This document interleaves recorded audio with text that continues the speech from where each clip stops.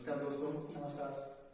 आज मैं और संदीप जी आपको राजस्थान में जो बीजीय मसाले हैं जैसे जीरा, नागौरी पान मेथी, धनिया के साथ साथ में जो इसबगोल के अंदर मोइला और थ्रिप्स, ये जो दो कीट है जिनको हम एफिड और थ्रिप्स के नाम से भी जानते हैं, का काफी प्रकोप देखने को मिल रहा है। तो आज इस वीडियो के माध्यम से हम राजस्थान के वो किसान जो इन फसलों को अभी उगा रहे हैं, जो तकरीबन 70 दिन की है, और क्योंकि अभी वातावरण चेंज हो रहा है और मोइला और थ्रिप्स के अनुकूल, इनके प्रजनन के अनुकूल वातावरण बन रहा है। मोइला और थ्रिप्स को जो इनको भोजन की आवश्यकता है वो अभी मिल रही है, वातावरण अनुकूल हो रहा है, और जो सुबह की आर्द्रता है वो भी बहुत ज्यादा है। इसकी वजह से इसका प्रकोप काफी देखने को मिल रहा है। तो हम आज इस वीडियो के माध्यम से संदीप जी हम आपको ये क्या कीट है, इसका क्या लाइफ साइकिल है, इसके क्या लक्षण हैं और उसको कैसे नियंत्रण किया जाए, इसके बारे में कुछ जानकारी देंगे।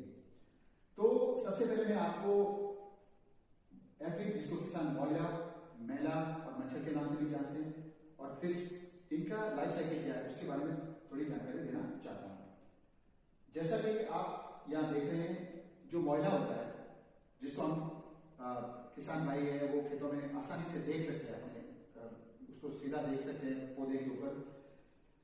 इसकी तीन अवस्थाएं होती है। इसमें एग होता है, एग से फिर निम्ब बनता है और अडल्ट बनता है। इसकी पूरा जो जीवन चक्र है वो 15 दिन के अंदर बन जाता है। सामान्यतः हम ये देखते हैं कि फर्स्ट वीक ऑफ जनवरी, मतलब पहला जनवरी का जो पहला सप्ताह है, उससे मोइला और थ्रिप्स दोनों का प्रकोप खेतों में देखने को मिल रहा है। और क्योंकि इनका छोटा जीवन चक्र है, जैसे आपने इसका देखा, इसका 3 है अवस्थाएं हैं, और अगर आप आगे देखेंगे तो थ्रिप्स की 4 अवस्थाएं हैं। लेकिन जो आपको खेतों में जो दिखने को मिल रहा है वो मोइला ज्यादा दिखने को मिल रहा है, और थ्रिप्स भी बहुत है, लेकिन थ्रिप्स बहुत छोटा जीव होता है, इसकी वजह से आप उसको देख नहीं पा रहे। इसकी 4 अवस्थाएं होती है और तकरीबन इसका 30 दिन का जीवन चक्र होता है। अभी ये यहां जानना बहुत जरूरी है, क्योंकि कुछ वैज्ञानिक मौधे या कुछ एक्सटेंशन के लोग हैं, उनको मैं ये बताना चाहता हूं कि जैसा कि आप देख रहे हैं, दोनों कीट क्योंकि बहुत आक्रामक है, विनाशकारी है, किसानों को नुकसान पहुंचा सकते हैं, इनके अंदर आप देखेंगे कि इसका जो वेस्ट है वो आपको एक तरह का होता है। इसमें नर और मादा दोनों एक होते हैं, और इसको पार्थेनोजेनेसिस कीट भी बोला जाता है, क्योंकि इसमें नर और मादा एक होते हैं। तो इसका जो प्रजनन होता है वो अलैंगिक प्रजनन, जिसको हम एसेक्सुअल प्रजनन भी बोलते हैं, उसका होता है। और ये 1 हफ्ता या 10 दिन के दौरान बहुत सारी मात्रा में खेत में देखने को मिल जाता है। अब हम आपको, क्योंकि बता रहे हैं कि ये अनुकूल अवस्था है कि ये उसका प्रजनन हो रहा है, ये बहुत ज्यादा संख्या में देखने को मिल रहा है, मैं आपको एक वीडियो दिखाना चाहता हूं जो हम लोगों ने खेतों में लिया है। कैसे एक हमारे जो डीबीटी बायोटेक्स एसएबीसी किसान का जो डेमोन्स्ट्रेशन फील्ड है, उसमें कैसे ये जो कीट है वो नागौरी पान मेथी के, जैसा कि आप देखिए, यहां देखिए, ये जो कीट अभी आपको बताएंगे कि कैसे, ये देखिए आप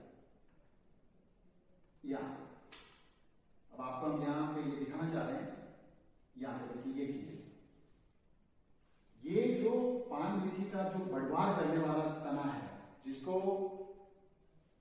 ऊपर बहुत सारे फूल आएंगे और जिसपे ग्रेन बनेगा, उसके ऊपर ये बहुत सारा मोइला आपको देखने को मिल रहा है। इसकी देखो ये कितना, इसका ये लिम्स है इसके, जो वेस्ट बन जाएंगे बहुत जल्दी अवस्था में। और ये क्या करते हैं, ये जो कोमल तने हैं, पत्तियों हैं, और जो फूल है, जो फूल क्रम बोलते हैं, जिसको इन्फ्लोरेसेंस बोलते हैं, और जो ग्रेन बन रहे हैं उसमें से रस निकालता है। ओके, जैसा कि आप इस वीडियो में, जैसे अभी हम आपको बता रहे हैं, मैं वापस ये वीडियो रन करता हूं आपके लिए। ये ऐसे बहुत ज्यादा संख्या के अंदर ये आपको देखने को मिलेगा। मैं आपको वापस हमारे प्रेजेंटेशन पे लेके जाता हूं। अभी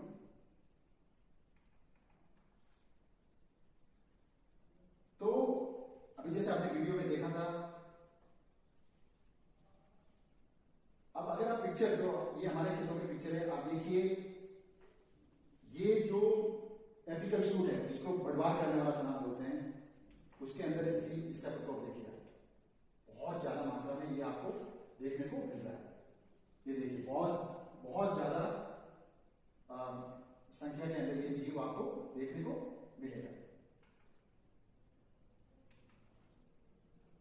अब क्योंकि जैसे आप यहां देखिए बहुत ज्यादा संख्या में ये आपको निम्स है और ये अडल्ट। निम्स आपको काले कलर के दिखेंगे और जो वयस्क है वो आपको पीले भूरे हरा कलर के आपको दिखेंगे।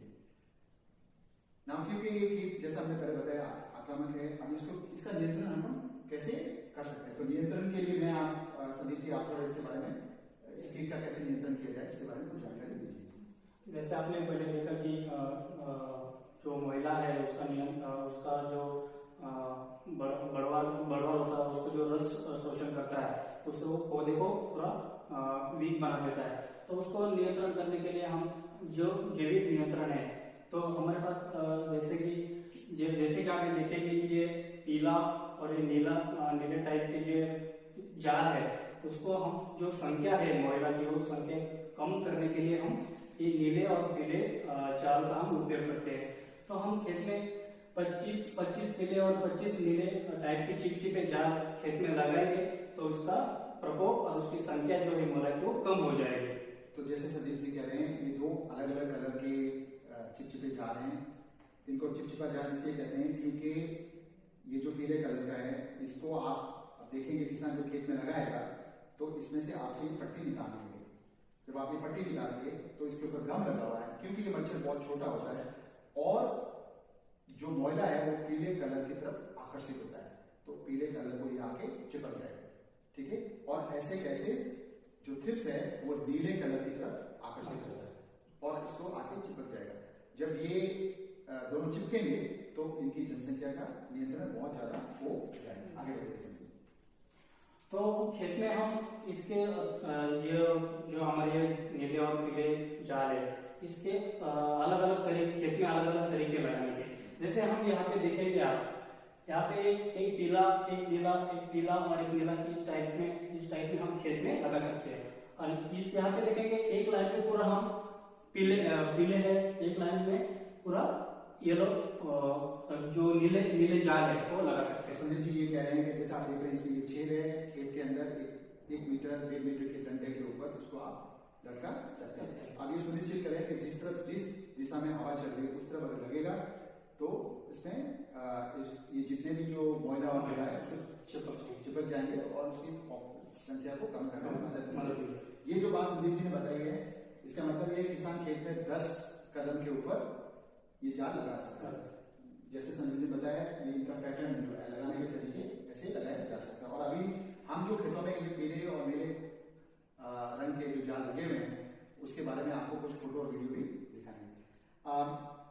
इन जालों को लगाने के बावजूद, क्योंकि संख्या है 60 से 70% जनसंख्या इसका कंट्रोल हो जाएगा, लेकिन फिर भी क्योंकि वातावरण अच्छा हो रहा है और अगर इसकी जनसंख्या ज्यादा बढ़ रही है तो इसको नियंत्रण के और क्या उपाय है, थोड़ा वो बताइए सर।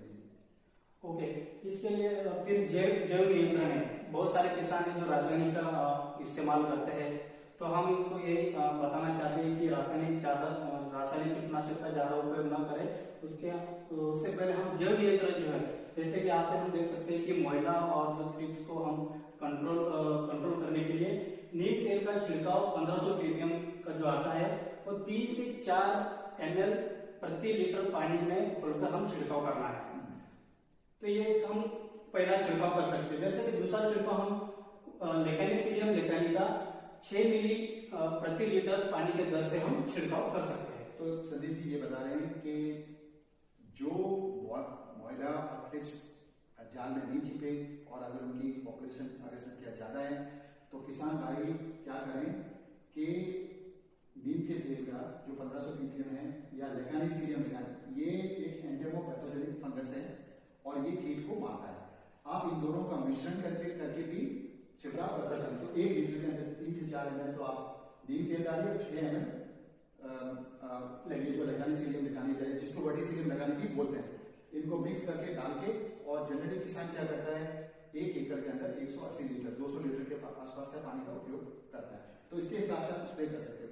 अगर आपने इनके 2 स्प्रे कर दिए 10 दिन के अंतराल में, तो मॉइला और थ्रिप्स से आपका बचाव पूर्णतः संभव है।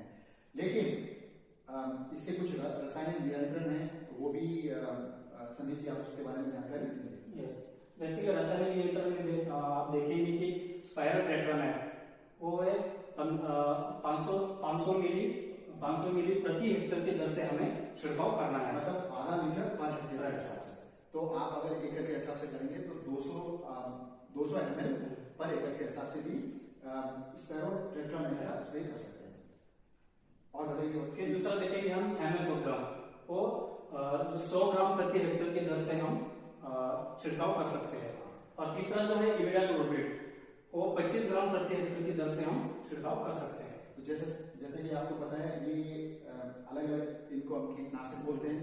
इसके अलावा भी कुछ कीटनाशक होंगे, लेकिन किसान भाई ये अवश्य नोट करें कि आप जैव नियंत्रण के ऊपर ज्यादा जोर दें। अगर आपको लगता है कि फसल बच नहीं रही है, प्रकोप बहुत ज्यादा है, एक्सट्रीम कंडीशन है, तभी आप रसायन नियंत्रण की तरफ जाएं।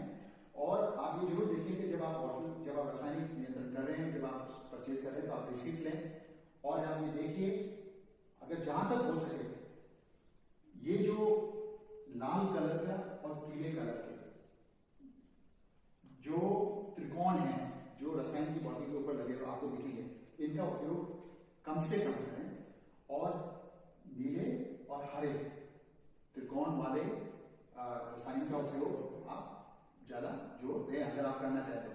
हम आपको यह सलाह देंगे कि चिपचिपे जाल और जैव नियंत्रण के माध्यम से इन दोनों कीटों का नियंत्रण करें। ये कुछ हम आपको, जो हमने नीले और पीले चिपचिपे जाल के लिए फील्ड डेमोन्स्ट्रेशन लगा रखे हैं, और ये demonstration Pali district, Jodhpur district, Nagaur district, Barmer और सांचौर जालौर डिस्ट्रिक्ट में अभी DBT SNC biotech Kisan hub के तहत लगाए गए हैं। जैसे कि आप देख रहे हैं पिक्चर्स के अंदर, फील्ड के अंदर बहुत सारे ये जो जाल हमने लगा रखे हैं, जैसा आप यहाँ इसमें बहुत क्लियर है, देखिए पिक्चर में ये वाले लगे हुए हैं।